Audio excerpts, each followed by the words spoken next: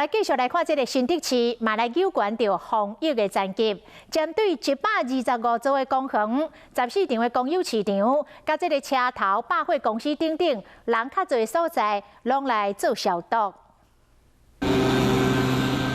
工作人员四个喷消毒水，另外一边摕倒布伫咧切，甲每一个所在切落清气。因为新竹市呢和桃园是一个共同的生活圈，因此我们在面对